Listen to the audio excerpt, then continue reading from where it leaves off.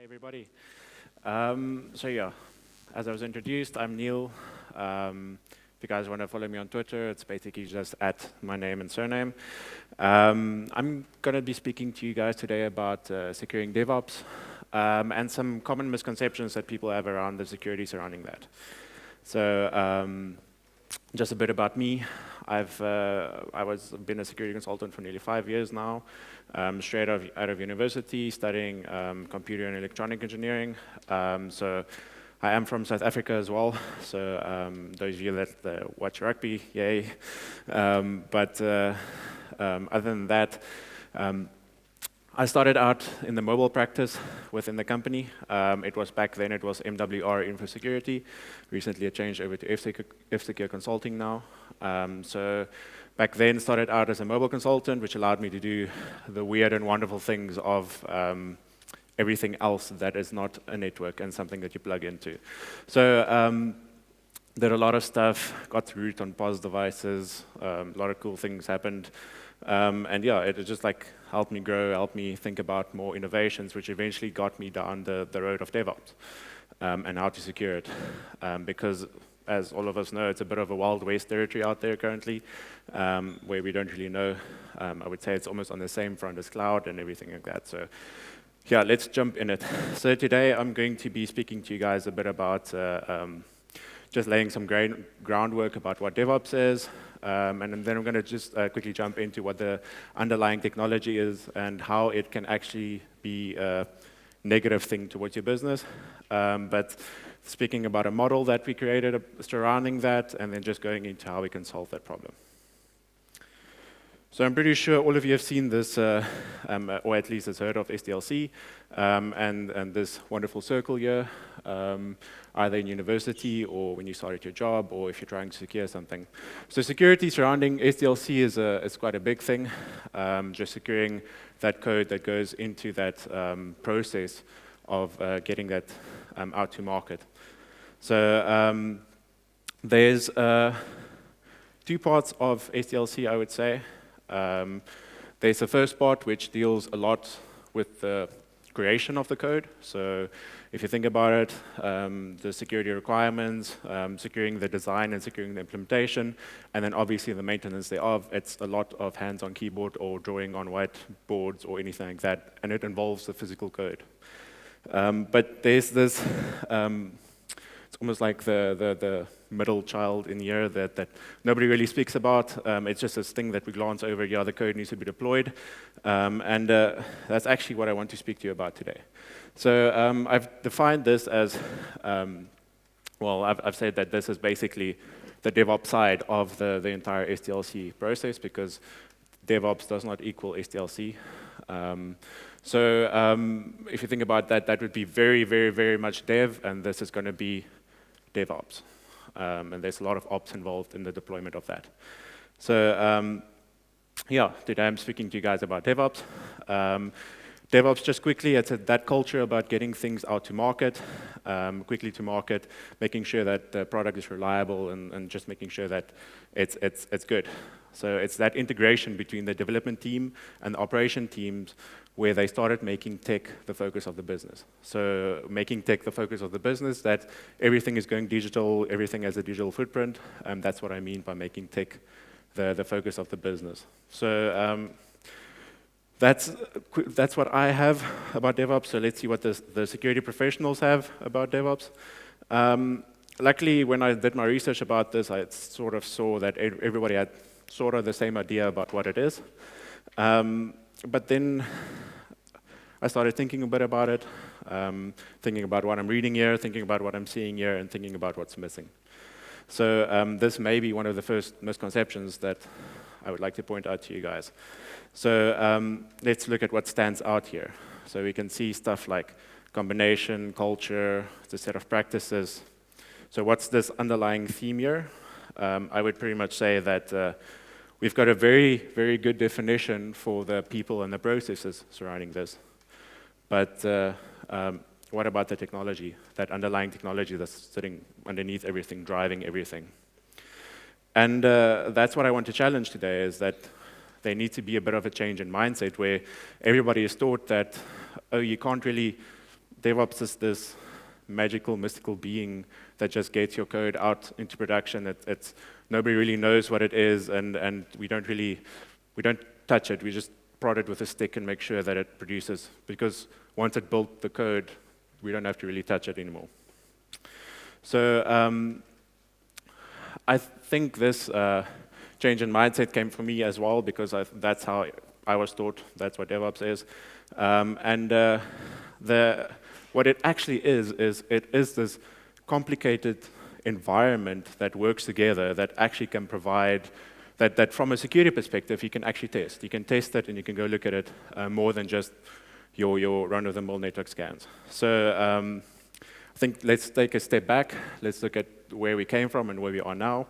So if you think about in the old days with security, we had the old waterfall models. So just starting at the top of the slide and working all the way down until we have a product that we can send out. So if security wasn't part of this, or making security part of this, it's a big thing. So you go through the slide, security at the end, security finds lots of bugs. Now you have to go on with analogy, climb up the staircase, and eventually get to the top again, where now you can actually try to fix the bugs, go through the whole process again, and then you see, well, we didn't really fix the bugs. So what now? So that was very, very, in the old sense of it, that was very difficult. But in the newer sense of it, this is actually a lot more difficult, because if you think about the whole agile approach, that basically that circle that I showed you in the beginning, now we go through the scrums of multiple scrums. So we finish our scrum, our feature is releasing, and once that feature releases, okay, well, we quickly need a pen test before that, so we quickly put a security test in there. But by the time security test is done, we're already gone through 2 more, basically, sprints that we went through. And once we've gone through those sprints, now there's a lot more that's out of context, and now we read this report from the security testing, and like, how does this, like, what about the rest of the stuff? We've now done the stuff that actually, like, implicates the stuff, like, that basically this allows the stuff that we found in the security test. Those features are no longer in. We changed our mind. So how do we do this? Security, unfortunately, has to be part of this ever-changing process to actually make a difference in that product and making sure that that product is secure in the end. So so let's look at we spoke about the people, process, and tech involved in DevOps. So let's look at the people involved in DevOps. So if we think about how it was way back when, the people were very disconnected. So you had your dev guys and you had your ops guys. So there was this big disconnect between the guys, and that didn't really solve the problem. So then we started seeing, like, hey, there needs to be unity, and like we need that corporate synergy and making sure that everybody works together, and all the lovely motivational posters that we can see. So yeah, but so the newer side of DevOps is people are across the spectrum of what is known as DevOps. It's not, you're not a dev anymore, you're not ops anymore, or admin, or sysadmin, or whatever. You are now within the DevOps team, and that means you dev and you do ops. So one example I can think of is the guy that's running the environment. He's writing code, so infrastructure as code, to basically provide a quicker, a faster turnaround model for this environment, or like to spin up stuff very quickly. So where does that fit in? Is he dev because he writes code, or is he ops because he manages the infrastructure? So I guess that's a very good example of this, what I mean there. So looking at the processes involved, if you think about the old way of doing it, so now we're sitting, we're coding, we get everything done, build it, okay, put in my flash drive, okay, so walk over to the guy that has to put it in production, plug it in, okay, it doesn't work. But it worked on my system, so it's probably your system that's a mistake. So I guess we've probably all seen that in the environment. That's a very old way of doing it. Yes, memory stick, but I think network share anything is anything where the code could be hosted or built, or like that artifact could be placed. It was a very big divide between what's happening here and what's happening over there. So the newer way of doing stuff is this big complicated ecosystem of stuff where you produce code, you click a button, and it goes through this pipeline, and it ends up in production. Or there's somebody that approves it to go into production. So that's basically a very complex way of easing our problem. Because I heard it yesterday, if we do something at least twice that is repetitive, we really need to find out how to automate it for ourselves. And I think that was how we automated it for ourselves. So that's the people and the processes involved. Now let's look at the technology.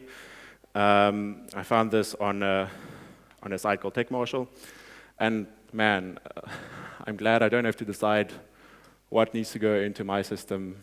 I mean, what do you use? This is one of the smaller diagrams that I saw of all the tech. So I feel for the devs, I feel for the guys that have to manage this. Like, it's hard. It must be very difficult to choose what actually should be in your environment.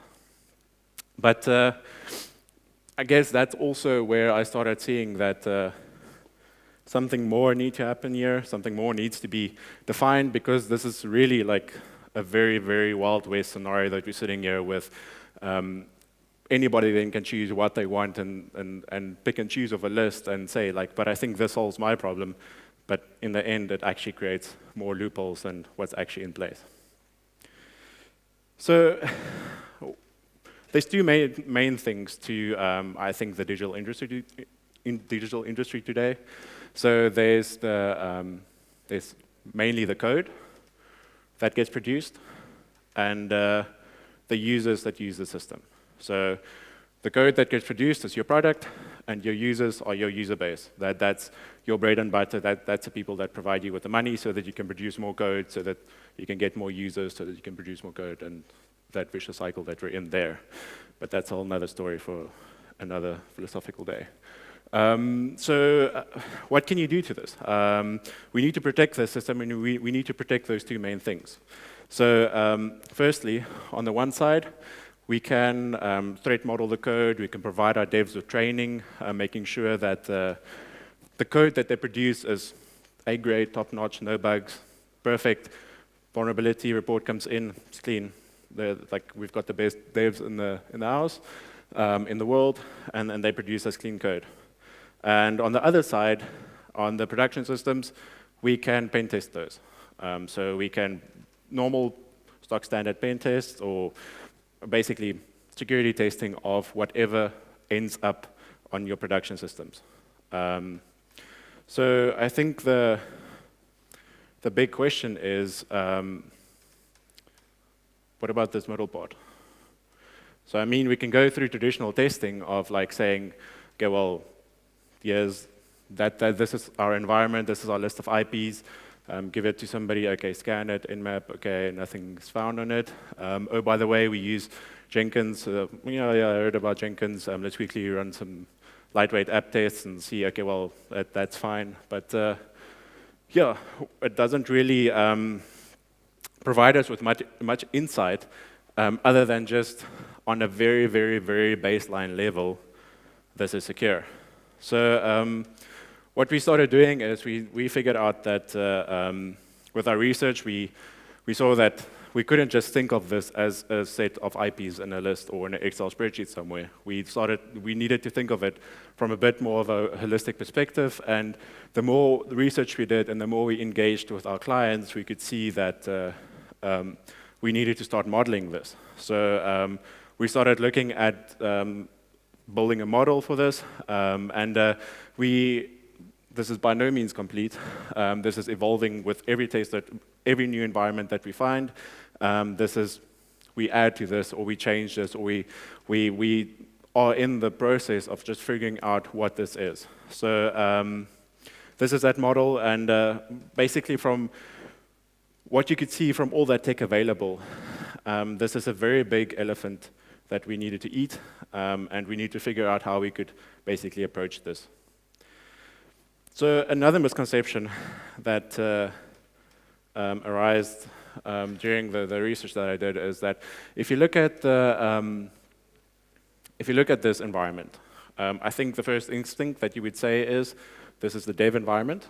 So I guess from a productivity perspective, this is where you get the code to the server that gets built. If this goes down, that doesn't affect that, it affects this. So as soon as I started thinking about this a bit more, I realized that from a security perspective, we can't really think about this like that. This environment is actually part of the production environment, because from a security perspective, if this gets compromised, it's a production application that gets compromised in the end. Nothing is going to happen with the devs. They're still going to be able to produce code, but it's your production application, your users that are going to be basically vulnerable now because of this environment that got compromised. And unfortunately with DevOps, if something goes wrong, it's a case of all roads lead to production compromise, unfortunately. Because I mean, like, what would it mean if your application is an internet banking site, or if it's a highly valuable like SCADA system or something like that you're developing? What would happen then? Would your whole user base, people would start losing money? Or if your SCADA system is used in, say, like electricity production facility or something like that, that can cause a lot of damage or anything like that. That is what a production system is. And this is what happens when there's a production compromise. You switch your lights off, go home, first phone in actually the incident response guys, but usually there's a lot of reputational damage that goes with that. So all is not lost. Let's walk through a couple of scenarios that I encountered with my journeys through with some of the clients that we have and some of our internal systems that we have. Let's start figuring out how we can use this model actually to provide us some insight into a methodology on testing this environment that we set here. So attack scenario 1, we've got a goal of extracting the secrets from the secret management system. So it's basically what the secret management system does is it creates this barrier between your developers and your production secrets. And production secrets by this is something like SSH keys or to servers or DB credentials or anything like that. So that's basically what your secrets are. And they're actually very valuable, and you don't really want your devs to have them. They actually only need to be owned by the people.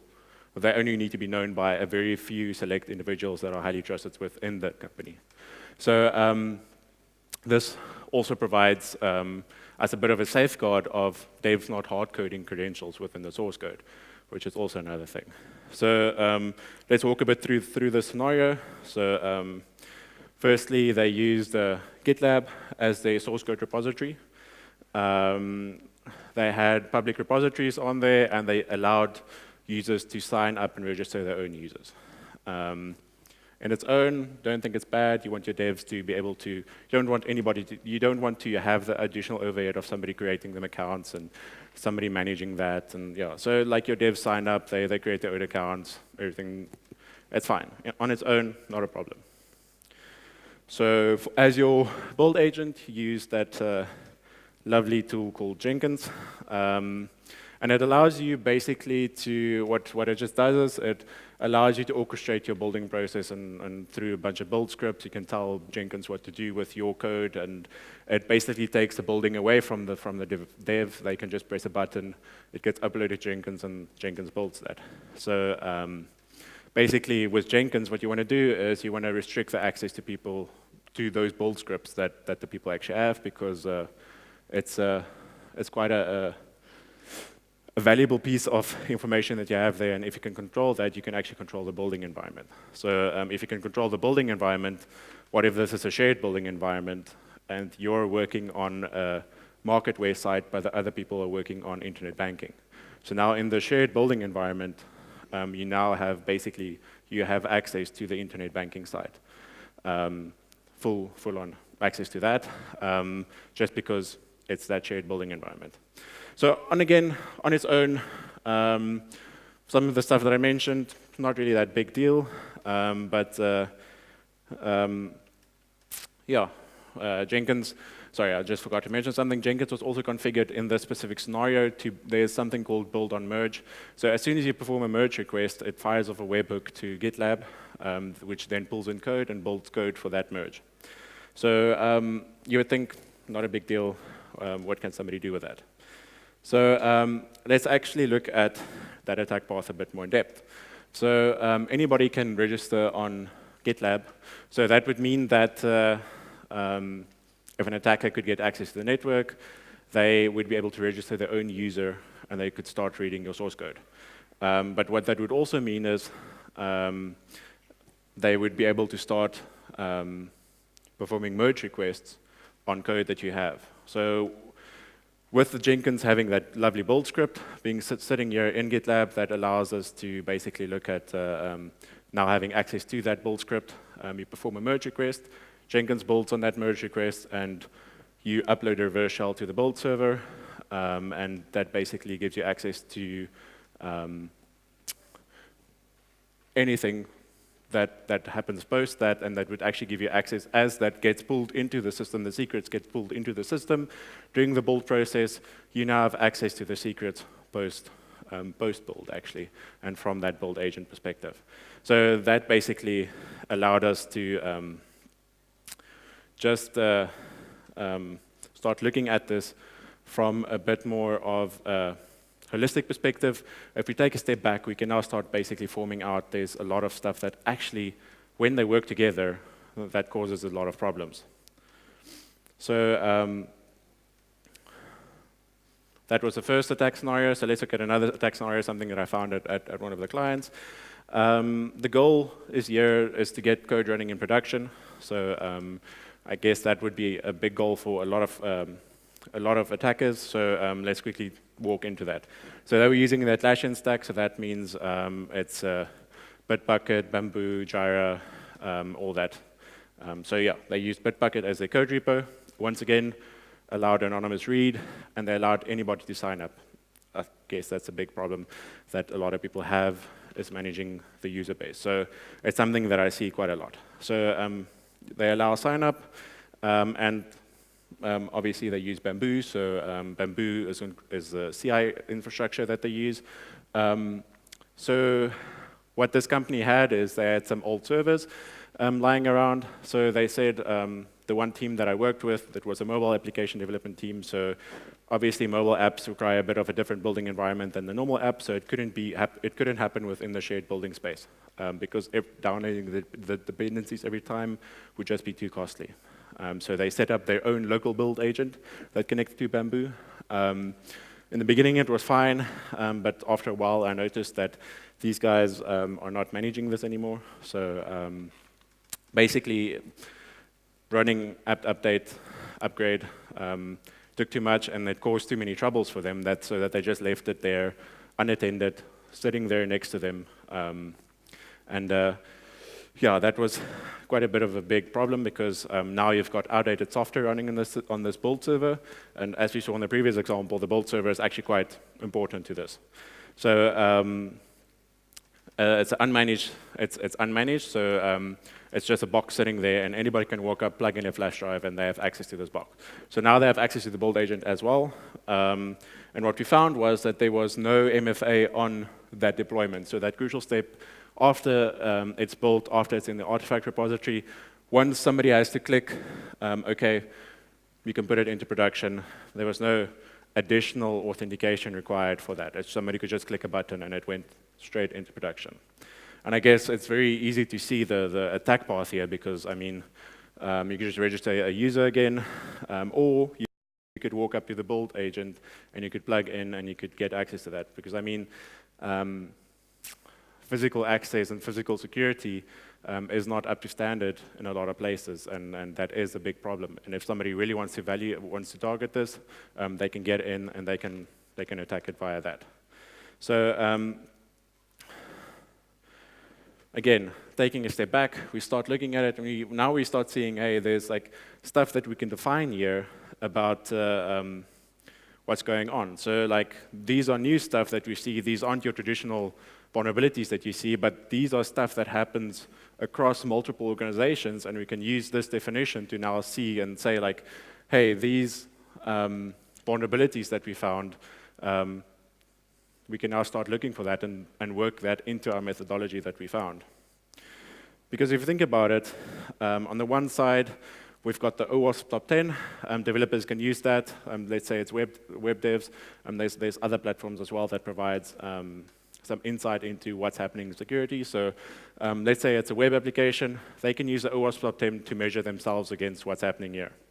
And on the other side, the guys that are managing the network can use something like the SANS top 20 to say, like, hey, these are the things that we need to watch out for. These are the things that's available. But in this middle sec, there's not really anything.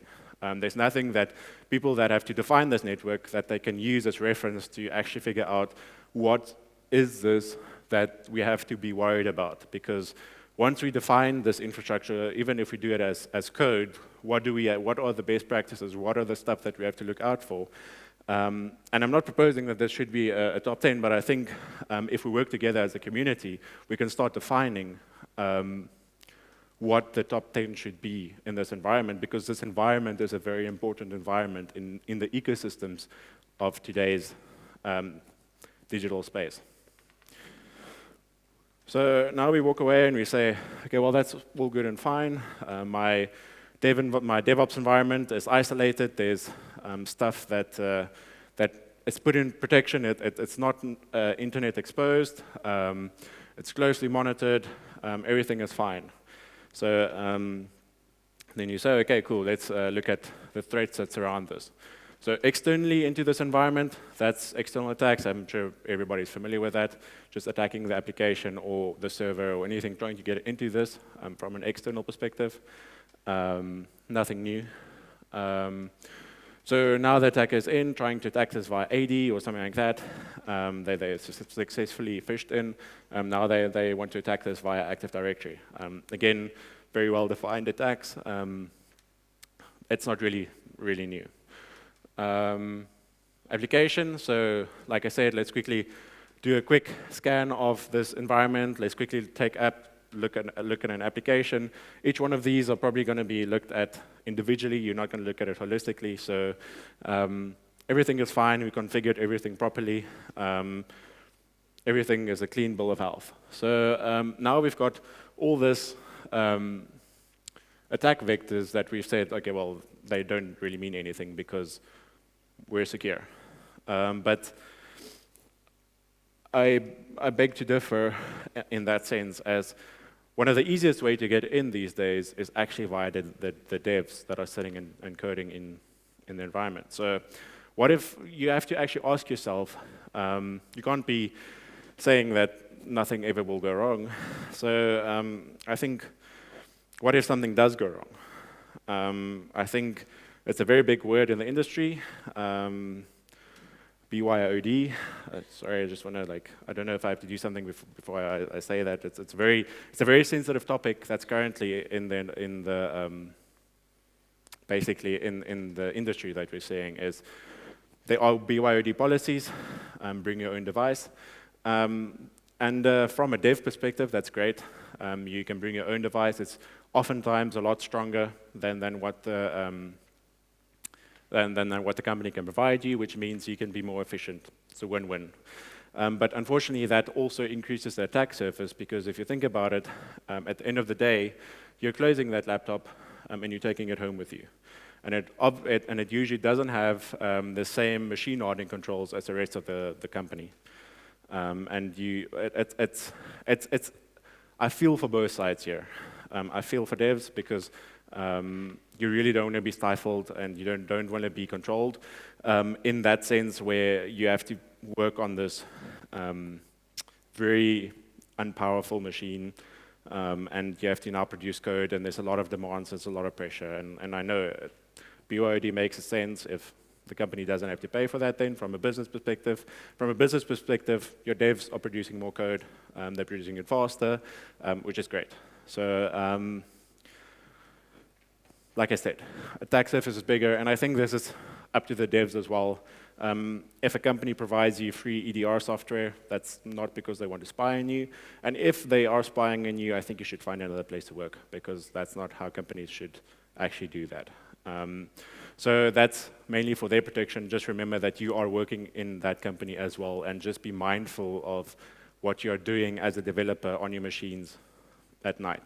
Because you probably just gonna, whatever, after watching a movie that night on the laptop or something like that, or playing a game, the next day you're gonna open it up, you're gonna plug into the network, and you're gonna carry on coding on, let's say you work on an internet banking site or something like that. That means that's quite a high valuable target, and you're starting to paint a very big target on yourself as a dev if you start doing that, and if you're not careful about how you're doing that. So if you compromise a dev's machine, you're probably compromising more than just that, because now you have an entry point into this entire network, and you can actually initiate processes yourself now, and you don't even have to bypass processes. You can just initiate the normal processes. So yeah, I don't think all is lost. The key thing that I want to just point out is that you need to build resiliency into those systems. And with resiliency, I mean that you need to anticipate the attacks. Anticipate that an attack is probably going to happen if it hasn't happened already. And with that anticipation, make sure that it doesn't only require a single dev machine to knock over your entire business, or knock over the entire process that you've worked so hard and spent a lot of money to put into place.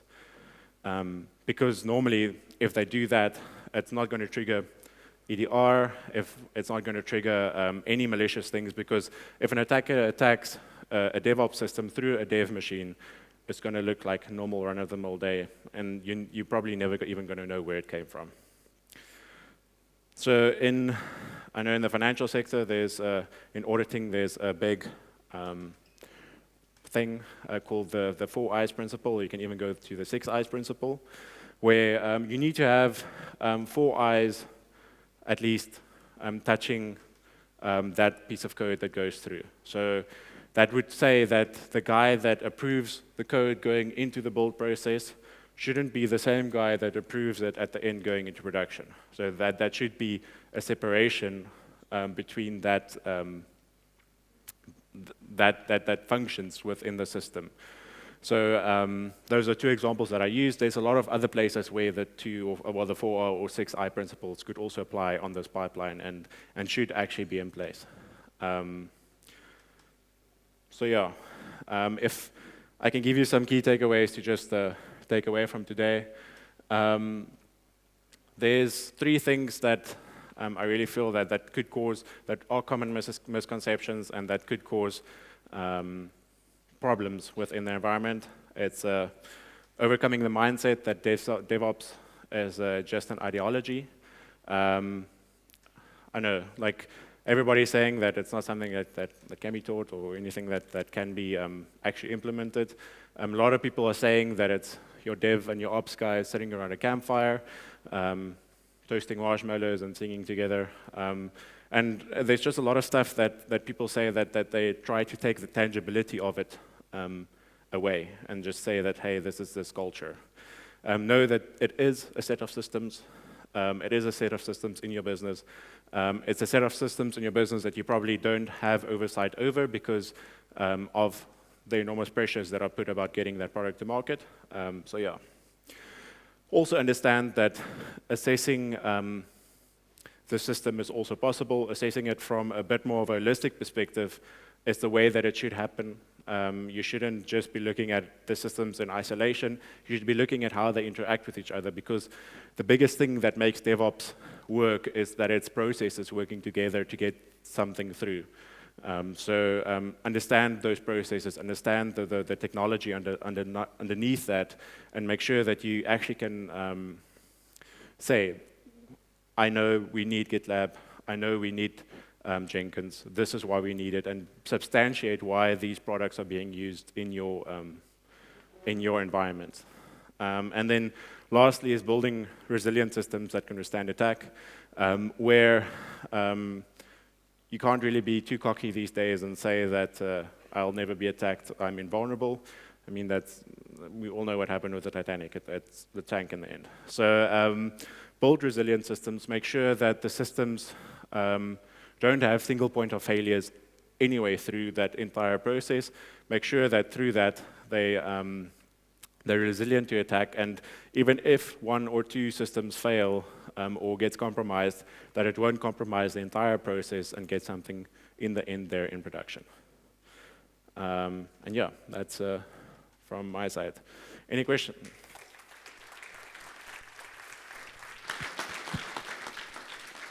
Thank you. Are there any questions? In your opinion, do you think if we were to separate or remove automation from one or the other, either coding or the ops? I come from an ops background. I hate the idea of using something like Jenkins and give it to developer because they don't know what's going to happen. Is that a safer alternative, or is that unavoidable in the near future? So just to understand correctly, you say the separation of responsibilities, or? No, just automation. So instead of using yeah. automation on both, use one or the other. Yeah. So automation plays a big part in it, but the automation also needs to happen securely. That it can't just be click a button and it goes all the way through. So there needs to be that principle of 4 eyes that I explained. That there needs to be. So yes, it can be clicked, can go through all the processes, can go through all the security checks and everything like that. And at the end, before, rather use, I think it's a continuous delivery model, not a continuous deployment model, where it needs that approval before it goes out. So dev or testing environments, sure, push that directly in. They can click a button, it builds in. But for the high valuable environments such as production, there needs to be some form of just process or something, a control in place that would separate that. But automation it needs to. A lot of the problems happen is where there's no automation, it's people manually doing stuff. Thank you. Next question over there. Great presentation, thank you. And I was looking at one slide where you had threat modeling mentioned, and looking also at the complexity of the middle layer of all the many tools that we have in development groups nowadays. Could a solution be to require, as part of the threat model, to have a dedicated section where we do a threat modeling for the development environment itself? Yeah, so that is definitely needed. So all the attack scenarios and everything that I found is where we did a dedicated, it's almost a mix of threat modeling and attack path mapping in a very deep dive in this environment and just figuring out what are all the risks of these things if they work together. And we started mapping out the attack paths, and through that we could start defining some of the common vulnerabilities that we found between systems and between people that we did this for. So definitely a threat model of that middle system is definitely needed. And I would say that even if it's already implemented, it should. I'm even thinking this could become like a OWASP project to have a standard library, because there are many systems, but they are pretty common. Could be like a project to have a public library with standard threat models for such tools. Yeah, I would also say that. It's kind of related with an LDAP would be appropriate to implement in this pipeline. LDAP authentication with single sign-on and MFA. Sorry, just repeat the beginning part. LDAP technology. Yeah. With single sign-on and even with MFA. So you can use your LDAP credits as well for this. It's suitable. Yeah, it's suitable. Okay. You can use that. A lot of the tools these days have, they should. Otherwise, they're not very useful. They should have LDAP integration in there. Okay, let's take another question. Hey, I'm really great. It's cool to see the DevOps department and take security really in consideration and build all this model. I'm wondering, in your model, where do you put the code analysis from the security perspective, like static code analysis or dynamics code analysis, and if you have that in your pipeline? Yeah, so the pipeline is a bit generic, so it fell underneath the testing space there. So if you look at that, testing came into the continuous integration side of that, and static and dynamic code analysis is very important in that. However, You need to know what you're looking for, though.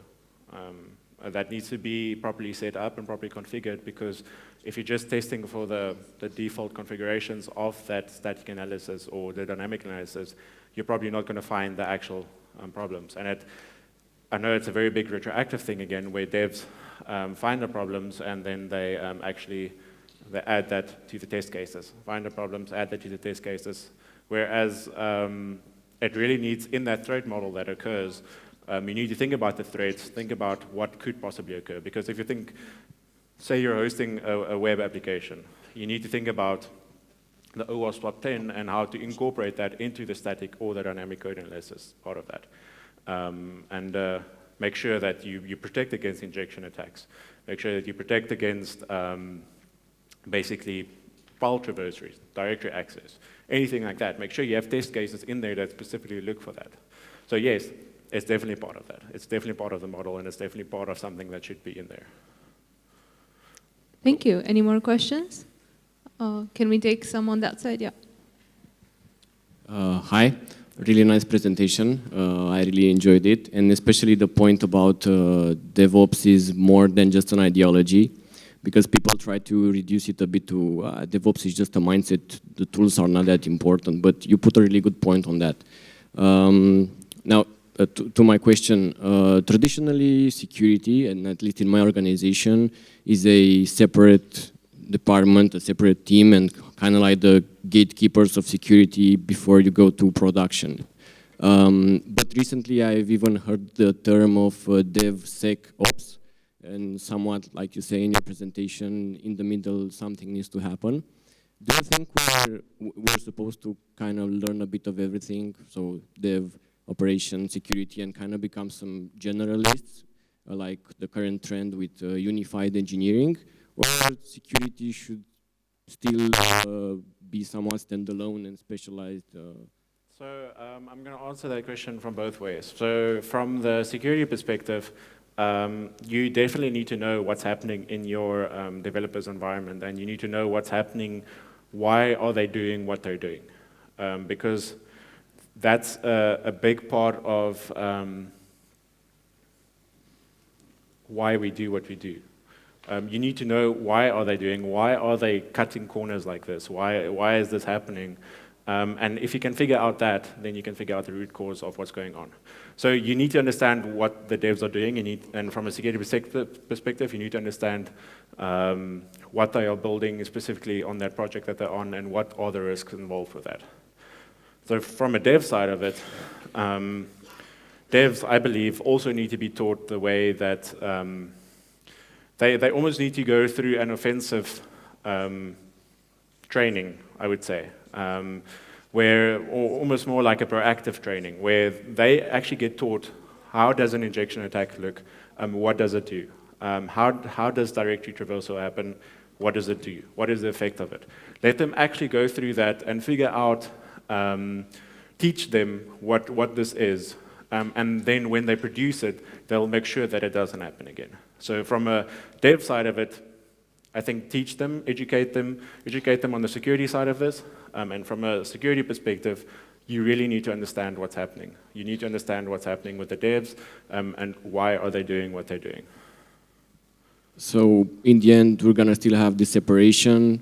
We cannot know everything as one person. I believe there's something specifically in dev environments called, they need to be security aware. And it's called security champions in the dev environment, where it's somebody that's a lot more skilled than the rest of the devs in security, and I guess that's somewhere where it becomes a bit more of a combination of the two, where this guy has skills from both sides and he can use that, and when they're doing their stand-ups, he's the guy that can point out and say, hey, but maybe think about this rather, why don't you do it this way, because that's going to introduce a vulnerability. So, yeah, definitely. Yeah. There should be that unification, but it's not all the devs that need to go through that. It's not all the security guys. Yeah, it's like we need to, find that middle point. Thanks a lot. All right. One more question, because we're running really short on time. Oh, hi. Do you know any real cases of man-in-the-middle attacks that successfully pushed code into production between the build server and, I mean, man-in-the-middle attacks between the build server and production? So I'm not sure about man-in-the-middle attacks, but I do know there are a couple of cases where by attacking the dev environment, that's how people got access. So if you think about something like, I think it was recently that happened, Cam Scanner. It's a big application, go Google it. It's an application that you can scan documents and stuff like that with. People just started noticing it's a mobile application, so they just started noticing that all of a sudden their application is starting to serve malware and is being flagged as by antivirus, and they didn't do this. And when they actually did investigation, they figured out that somebody was actually deploying code or like altering their build artifacts without them knowing, and that was going through the process. Post scans, post dynamic and static analysis. That's why I mentioned that the build agent is so important, because there's certain points in that where you can actually alter the artifacts without triggering anything. So yeah. Thank you. Thank you very much, everyone, and thank you, Neil, for your presentation.